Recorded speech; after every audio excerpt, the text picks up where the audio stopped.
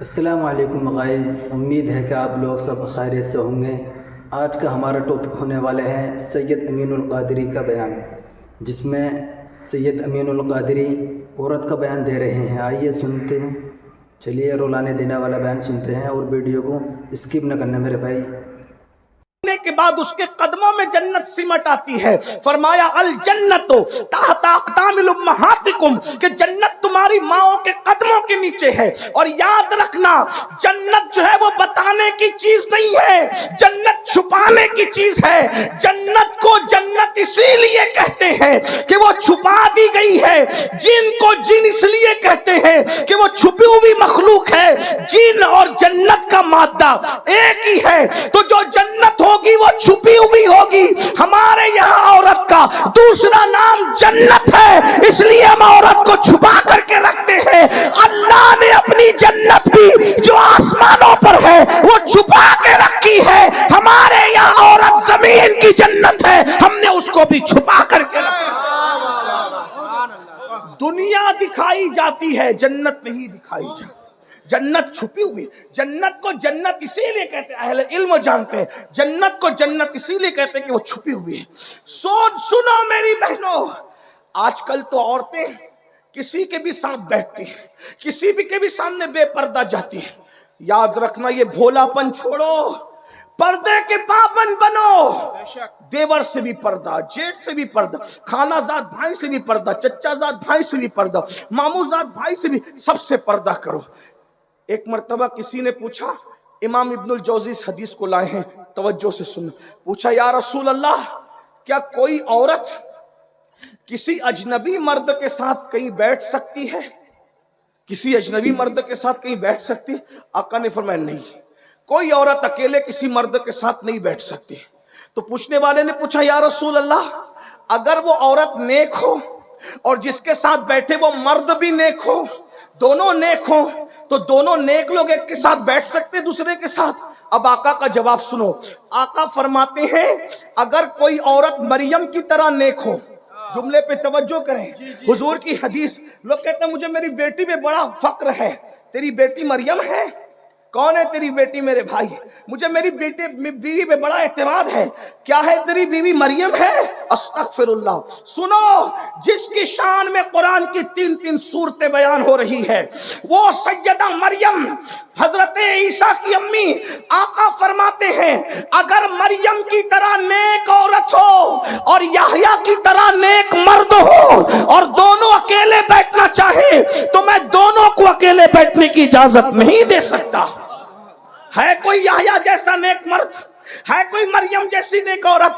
جب ان کو اکیلے بیٹھنے کی اجازت نہیں ہے تو یاد رکھنا بیٹیوں، اگر اپنے آپ کو جہنم سے بچانا ہے، پردے کی پابندی کرو۔ ابھی آپ لوگ اہل البیت کی بات پہ بڑا ناز کرتے ہو، کرنا بھی چاہیے، لیکن میں سوچتا ہوں یا اللہ، سیدہ فاطمہ کا ذکر کتنا سنتے ہو، کتنا سنتے ہو، کتنا سنتے ہو، مچلتے ہو، اپنے آپ کو ان کا غلام کہتے ہو، ان کی کنیز کہتے ہو، لیکن کیا یہ بھول گئے سیدہ پاک سیدہ فاطمہ الزہرا نے اپنے بچوں سے بھی اپنے سر کے بالوں کو چھپایا؟ ایک دن کسی نے امام حسن یا امام حسین سے کہا تھا، حضرت امام حسین کی بات مجھے یاد آتی ہے، حسین تیری ماں بہت نیک تھی، توجہ کرنا، تیری ماں بہت نیک تھی۔ امام حسین کی آنکھوں میں آنسو تھے، کہا تو نے سچ کہا، میری ماں کے وصال کے وقت میں صرف 7 سال کا بچہ تھا، لیکن اس عمر میں بھی میں نے اپنی ماں کے سر کے بالوں کو کبھی نہیں دیکھا۔ 7 سال کا بچہ ہے بیٹا، کہتے ہیں کہ میں نے اس عمر میں بھی اپنی ماں کے سر کے بالوں کو نہیں دیکھا۔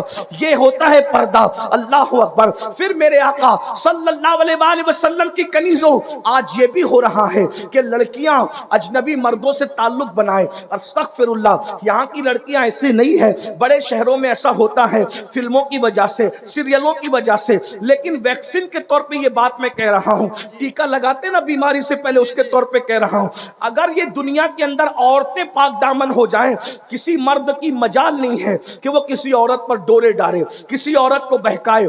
औरतें फिसल रही है, इसीलिए मर्द जो है वो नाजायज ताल्लुकात में कायम हो रहे हैं। और लड़कों को भी कह दूं, 16-16, 17-17 साल की उम्र में लड़कियों से नाजायज दोस्ती करके जिना के अड्डों पर जाने वालों, जिना करने वालों, बदकारी करने वालों, सुन लो, यहां तक फरमाया गया हर गुनाह की सजा मरने के बाद मिलती है, हर गुनाह की सजा मरने के बाद मिलती है।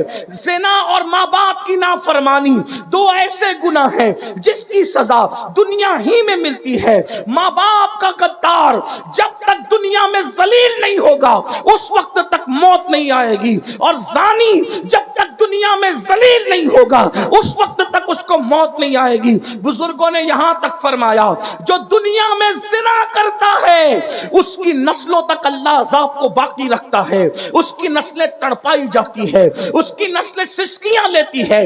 बल्कि यहां तक बुजुर्गों ने फरमाया जानियों की नस्ल में अंधे, लंगड़े, लूले, ऐबी औलाद पैदा की जाती है ताकि उनको तड़पाया जाए। हालांकि हर जानी, जिसके घर में लंगड़ी लूली औलाद पैदा हो उसको जानी मत समझना, उस पर शक नहीं करना, क्योंकि 98% लोगों के घर में बतौर सजा औलाद ऐबी पैदा होती है और 2% लोगों के घर में बतौर इम्तिहान पैदा होती है। वो फैसला मैं और आप नहीं कर सकते। इसलिए मेरे भाइयों, गंदी फिल्में देखकर, गंदी पिक्चरें देखकर अपने आप को बदकारी की तरफ न ले जाओ। अल्लाह के रसूल सल्लल्लाहु अलैहि वसल्लम के फरमान का मफहूम है पूरी उम्मत को जितना अजाब होगा उसका आधा अजाब जिना करने वालों को होगा जो शादीशुदा औरतों के साथ जिना करते होंगे। मेरे आका अलैहिस्सलातु व तस्लीम फरमाते हैं जहन्नम की आग का बना हुआ कुर्ता जानियों को पहनाया जाएगा, जहन्नम की आग का बना हुआ कुर्ता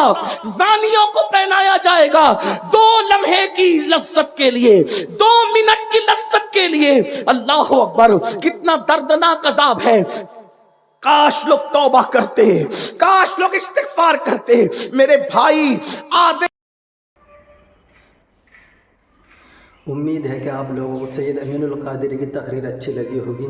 वीडियो को ज़्यादा से ज़्यादा अपने दोस्तों के पास शेयर करें ताकि वो भी दीनी मालूमात हासिल कर सकें।